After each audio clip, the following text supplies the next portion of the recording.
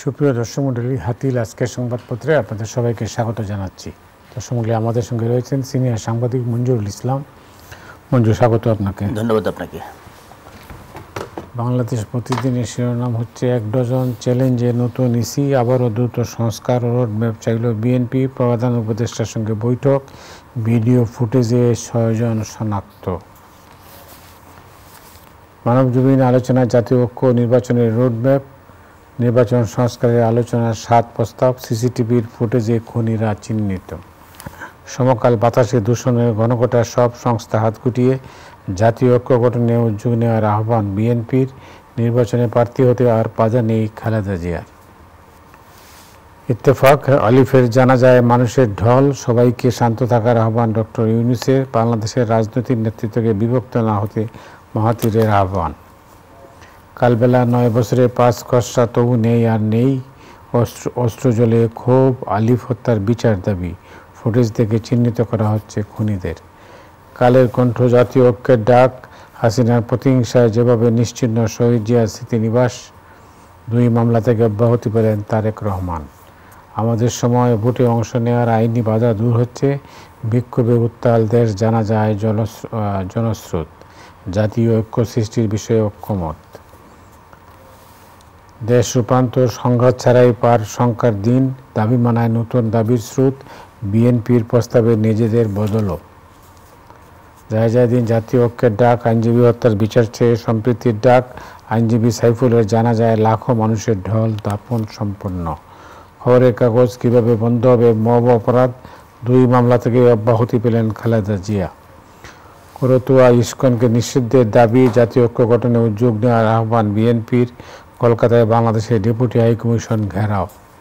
সংগ্রাম, ইস্কন নিষিদ্ধের দাবিতে উত্তাল সারা দেশ, প্রধান উপদেষ্টার সঙ্গে বৈঠকে জাতীয় ঐক্যের আহ্বান বিএনপির।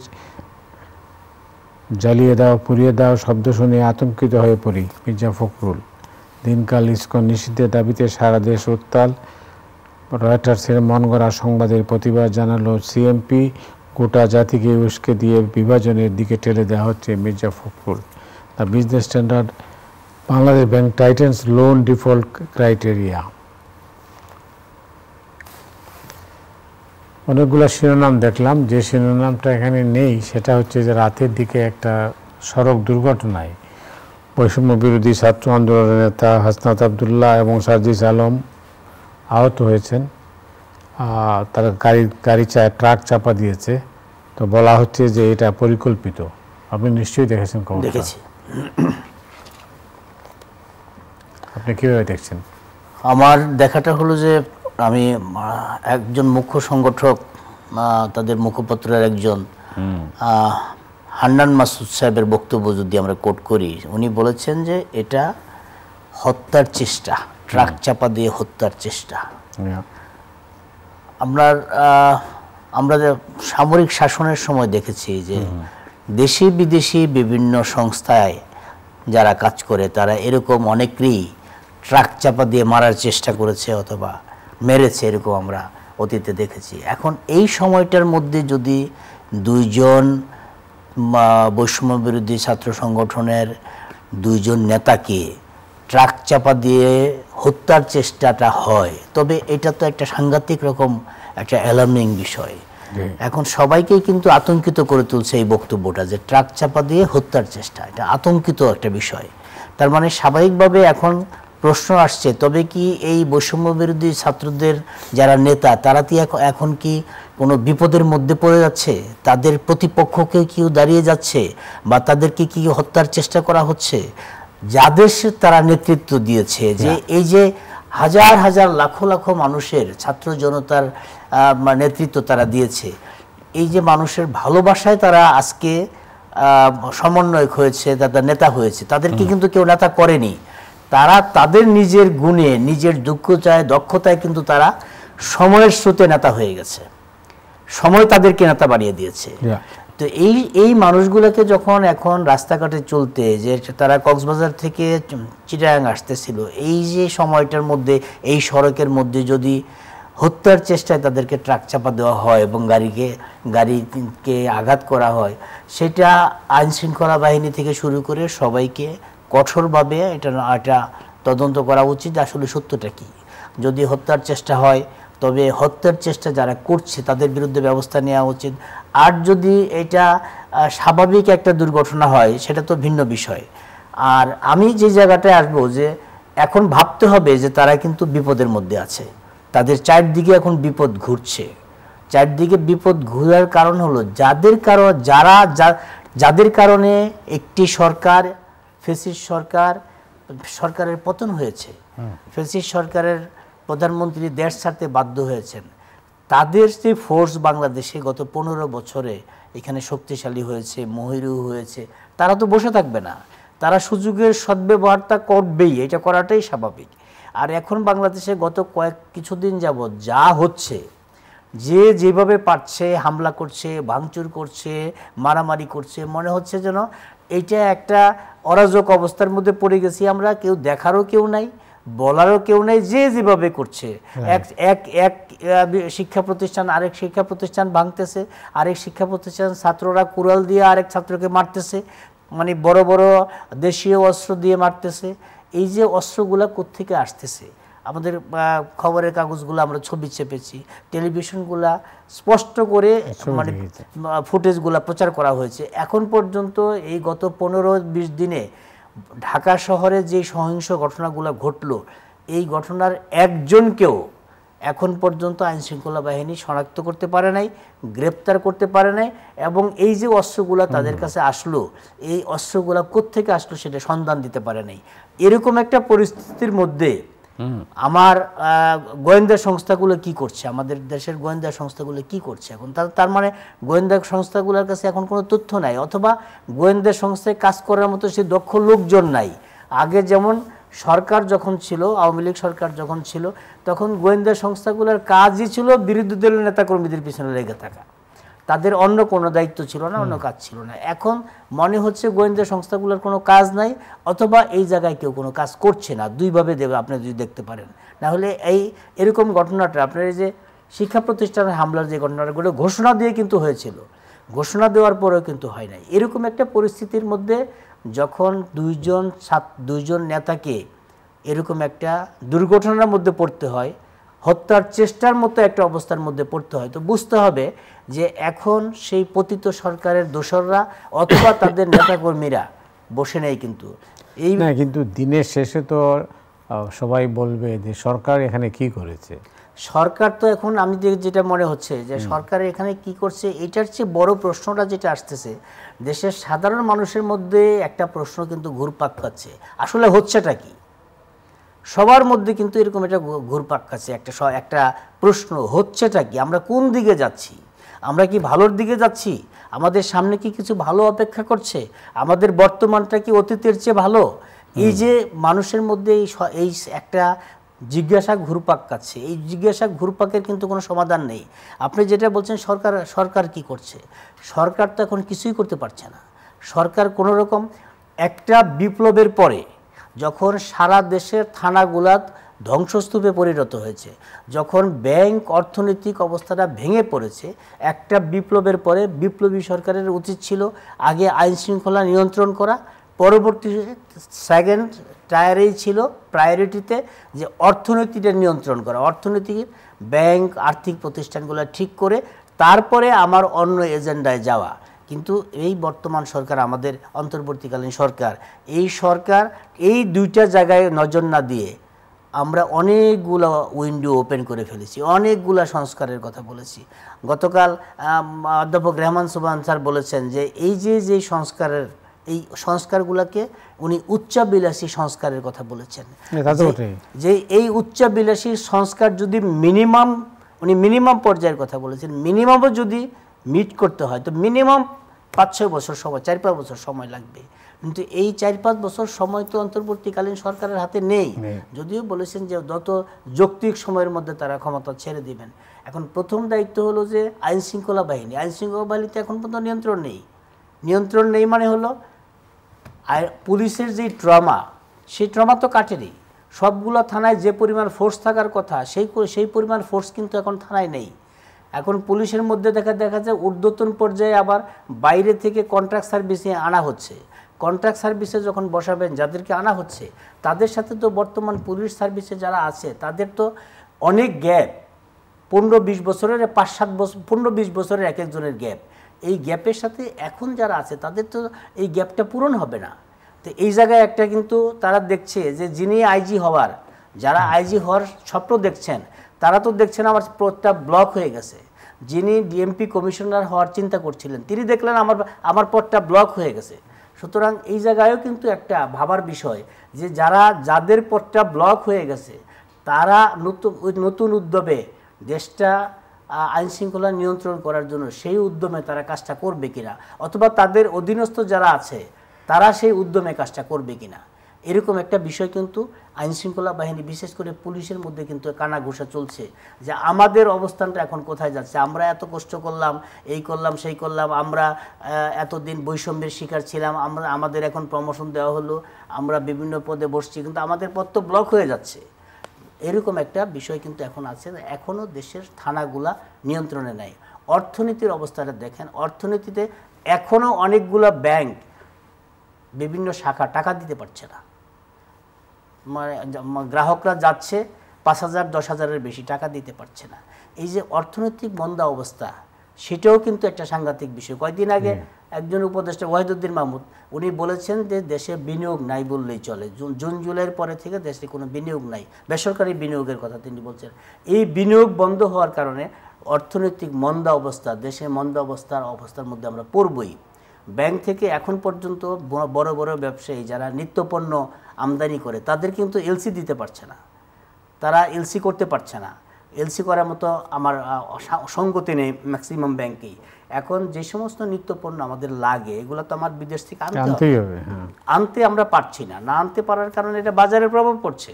বাজারে আমরা এখন বলতেছি যে সিন্ডিকেট নাই, কিন্তু বাজারের নিত্যপণ্য অনেক বেশি দাম হয়ে গেছে বা আমার স্থিতিশীল হয় নাই। তো নানাভাবেই কিন্তু আমরা এখন স্বাভাবিক অবস্থায় নাই, একটা অস্বাভাবিক স্রোতের মধ্যে আমরা আছি।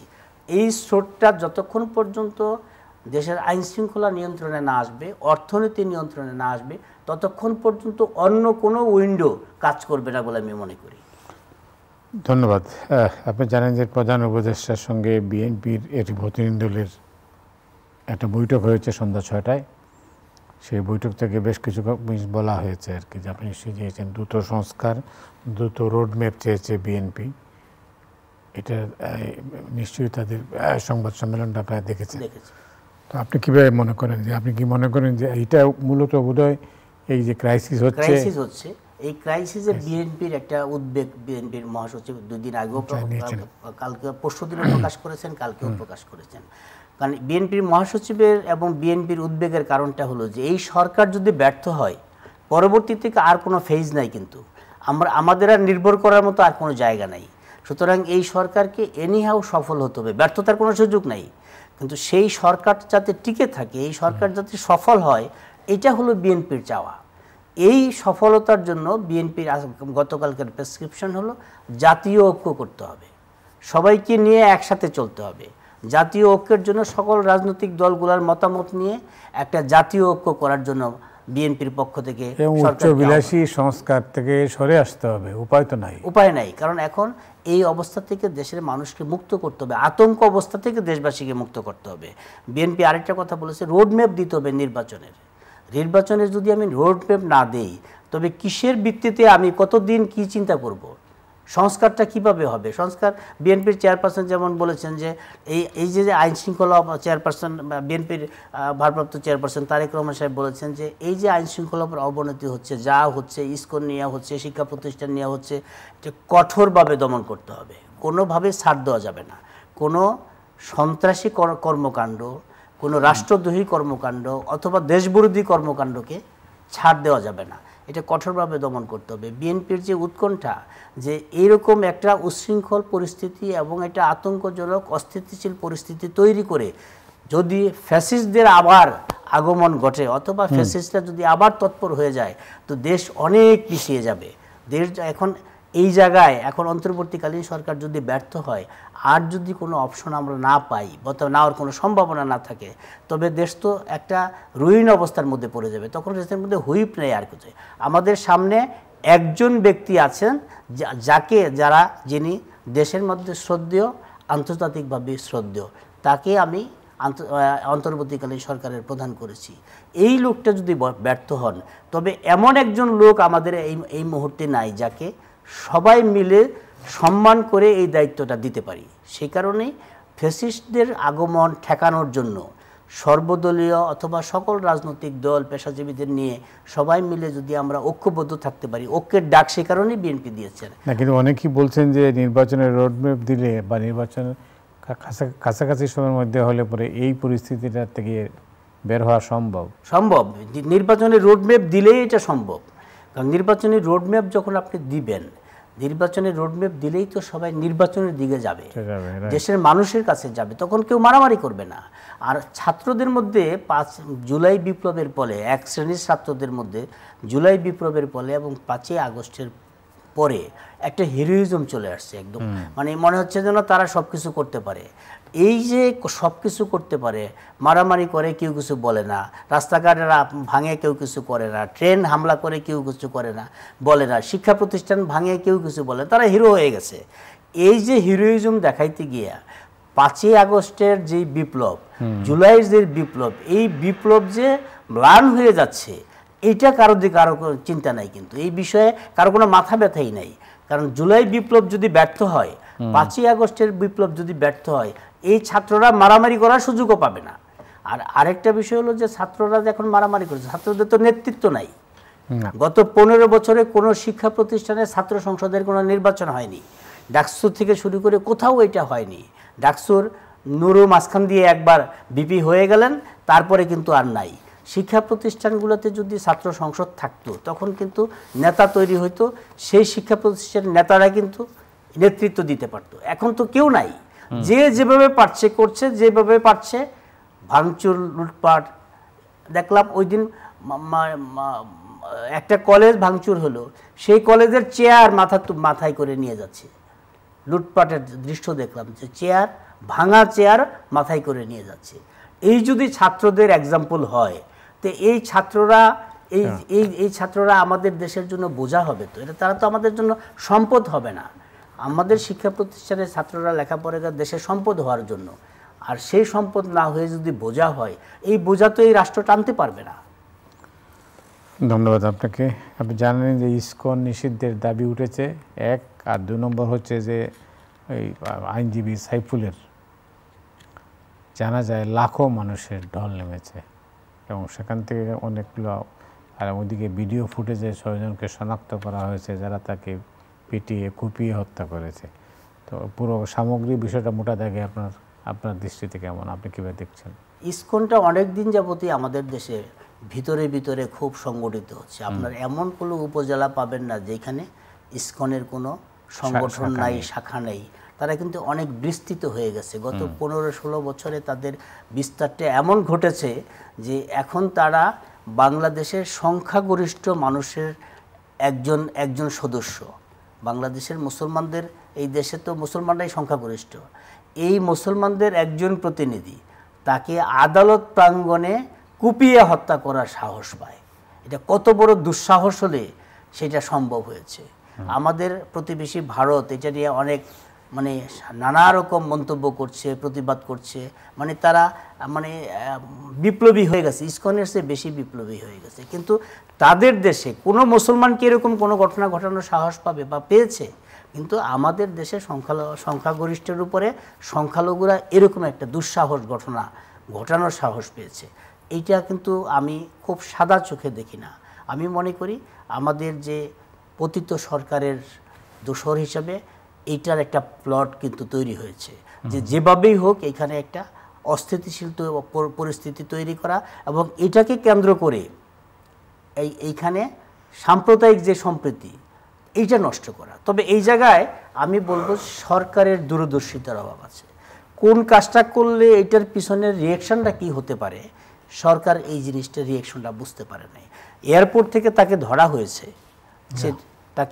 হয়েছে, একটা মামলায় সে অপরাধ করেছে, এটা অবশ্যই অপরাধ। কারণ ইসকন যে কাজটা করেছে যে জাতীয় পতাকার উপরে তাদের পতাকাটা টানিয়ে দিয়েছে, তার মানে হলো আমি তারা জাতীয় পতাকা থেকে অস্বীকার করলো এবং আরেকটু ধাপ বাড়িয়ে বলা যায় যে এই দেশটাকে তারা অস্বীকার করলো।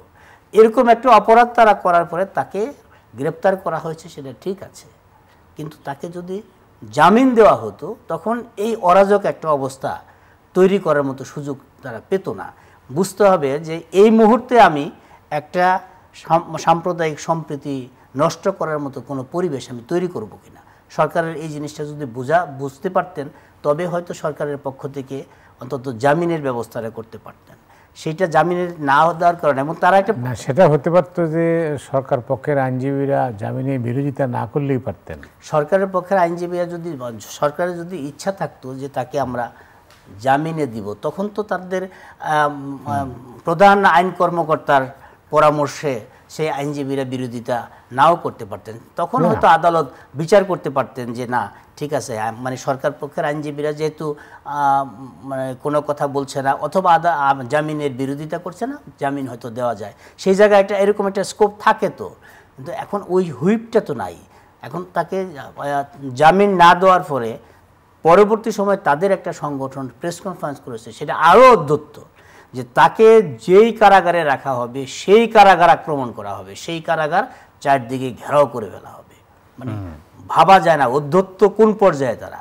তো এরকম একটা পরিস্থিতিতে এই মুহূর্তে আমি মনে করি যে এই পরিস্থিতিটার সৃষ্টি হওয়ার সুযোগটা দেওয়া ঠিক হয় নাই। তিনি এই এই চিন্ময় যে কাজটা করেছে এটাকে অন্যভাবেও হ্যান্ডেল করা যেত। কারণ চিন্ময়ের অনুসারীরা বাংলাদেশের পতাকাকে অস্বীকার করার মতো জায়গায় চলে গেছে। তারা এখন বাংলাদেশকে অস্বীকার করছে, বাংলাদেশের পতাকাকে অস্বীকার করছে, সে কারণে পতাকার উপরে তাদের পতাকা তুলে দিয়েছে। এটা সাংঘাতিক রকম একটা মানে অপরাধ। এই অপরাধের শাস্তি হিসাবে একটা লোকে গ্রেপ্তার করা যাবে না, একটা লোককে শাস্তি দেওয়া যাবে না এরকম একটা স্বাধীন দেশে, এটা তো ভাবা যায় না। কিন্তু সরকারের এটাকে অন্যভাবে হ্যান্ডেল করলে ভালো হতো, এই পরিস্থিতিটা তৈরি হতো না। সাইফুলের জানা যায় যে মানুষগুলো এসছে, এটা কিন্তু সাইফুল মারা গেছে সে কারণে আসে নাই।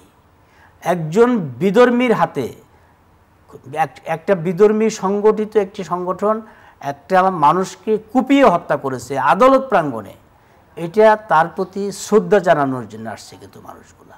এবং এই যে লাখো মানুষের ঢল, প্রত্যেকেই কিন্তু সেই জায়গায় চোখের পানি ফেলছে এবং অনেকেই বলছে যে একজন ভালো মানুষকে হত্যা করা হয়েছে।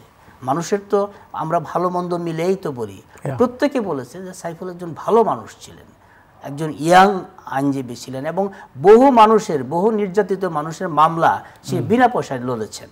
তো এরকম একটা মানুষ সম্পর্কে তারা কথা বলেছেন এবং প্রকাশ্যে যখন আদালত প্রাঙ্গণে হত্যা করা হয় কুপিয়ে, এটা তো ভয়াবহ অপরাধ। সেই অপরাধটাকে গুরুত্ব না দিয়ে ইসকনের নেতাকে কেন গ্রেপ্তার করা হলো, সেই কারণে আমাদের প্রতিবেশী ভারত তাদের এজেন্ডা নিয়ে তারা বাংলাদেশের সাম্প্রদায়িক সম্প্রীতি নষ্ট করার চেষ্টা করছে।